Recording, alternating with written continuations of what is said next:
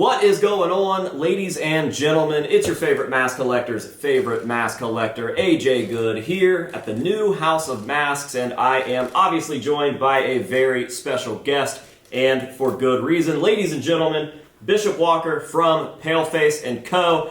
Bishop, I think we're done clowning around. Or are we just getting started? What are we doing? Dude, I think we are here celebrating upgrades. Upgrades all day. I think the last time we did anything like this, we were actually in an old building. We were. I think everything up to this point happened in the old building.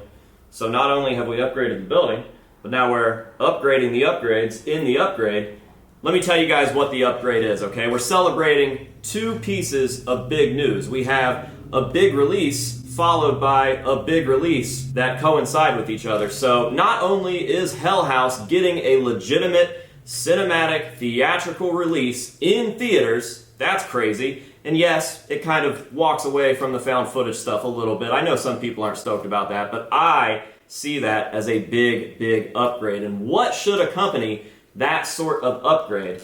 I think an upgrade for collectors is very important. So, dude, tell us what we got. This was literally something that AJ was pushing from the start. A lot of people were like, well, we don't understand, like, what is the House of Masks having to do with this, and da-da-da-da-da. And it's very simple. When we had started all of this stuff, we had a clause that we were wrapped in where it said we could only mass production versions of these pieces.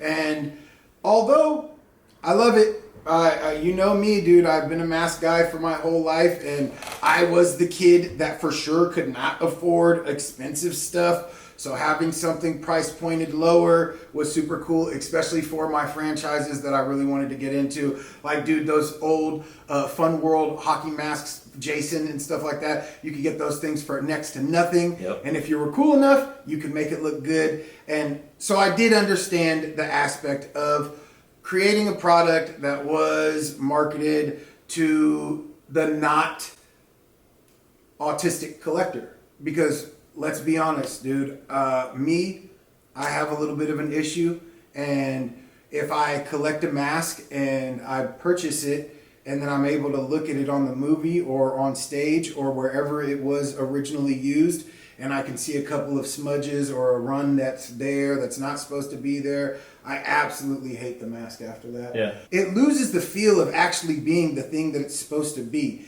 And although there's a lot of people that were buying these mass production masks, throwing them on the dummy that we showed last time, and they were putting them in front of their houses for Halloween and stuff like that. Of course, you wouldn't want this piece just sitting out in front of your house for Halloween. This is a showpiece and stuff like that. So again, yes, they were definitely necessary. Just like found footage was probably necessary for us to get going. But guess what? Everything needs an upgrade. And at this point, this upgrade actually explains a lot of the loose ends that people had throughout this whole series. If you look through a lot of the comments of like everybody that has anything negative to say about the series in itself, it's always because they didn't understand things that Steven placed where he placed them. And although where some people get to understand it from different points of view because they are behind the scenes and they're seeing things that are happening, to have a movie come out that wraps it all up in a pretty little bow for you so you can very easily understand what this Hell House LLC thing is about is a perk. This is a thing that if you were to say, like, if we were sitting here talking about found footage films, what's your favorite found footage film? I mean, favorite would have to be a pretty generic response because I don't like most of them. So it would be like, what is your least hated? Yeah. I don't know, a VHS? Yeah, that's what I'm saying. 99% of the world, when you are asked that question, they will immediately go to Blair Witch. I thought was terrible. I thought that movie was terrible. This is where the whole screen underneath, oh my God, Bishop doesn't know what he's talking about. But luckily, we're all allowed to have our own opinion. And I do believe that this is a cool way to showcase the movie. And now that we got the approval to be talking about things, let's show you what we did.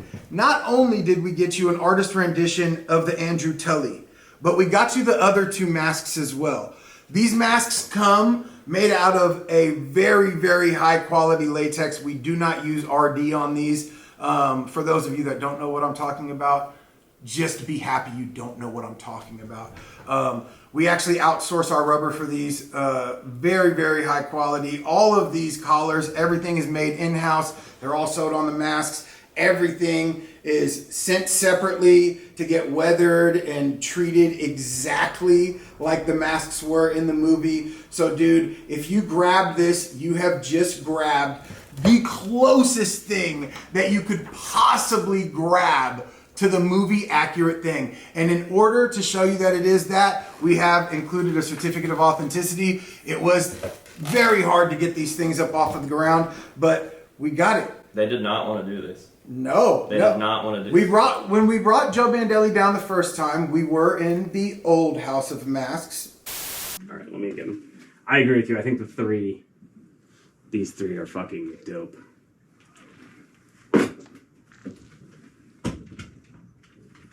So now this basement upgrade, when it was talked about, it was for sure 1,000,000%. This is a mass production item. We're not trying to do anything bigger than that.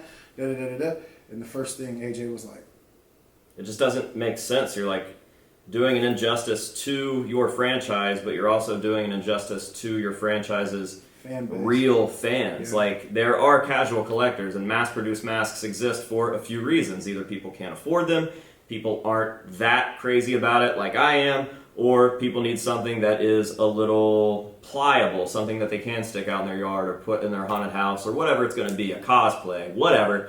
But then there are people like you, I assume, because you're watching this video and you are a serious collector like us. And what are the grails? Stage worn, screen worn, real mold, artist done copies that are finished to our liking. We like these things for a reason, we collect them for a reason, and we see what it's like to put the money into this stuff. And once you're past that, I mean, it's just play ball, right? Yeah. So that is what I wanted. I was like, we have to get these things in the hands of the right people, and we can always have the mass-produced ones out there for the right people for those. And it just, I guess, made too much sense. So. And I will tell you, it's funny, we did a soft launch on these things. We always get our feedback from our people, and of course that mass production mask is much smaller than these. That mass production mask is made with RD, and that stuff shrinks an extra almost 15%. Mm-hmm. So, but it's extremely cheap, and it makes us so that we can charge you $99 for something and take a small cut, and everybody walks away with $30 at the end of the day, and everybody's happy. That's what that's for those people. For the other people, this is serious business, dude. This is the thing. If you are watching the video and you're seeing any of our friends put on the thing and then start the thing, this is the thing. Mm-hmm. This is the thing.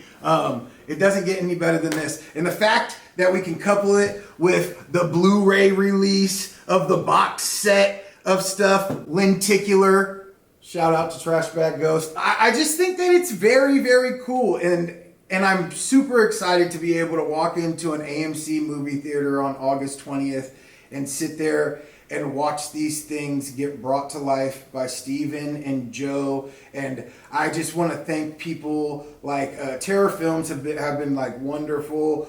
Joe Bandelli from the start, from the very, very beginning, he has been my ace boon coon with all of these things. Congratulations on all the cool stuff he has going on in his life. He is just a wonderful person. Steven, he saw the vision from the start when we had unveiled the brothers and stuff like that. Mm-hmm. And just seeing his reaction with everything was super, super cool. Everybody from start to finish, the Mary Lou boys, everybody that was a part of this project, I'm very, very excited for what's to come. It's another first, dude. We've been in movies.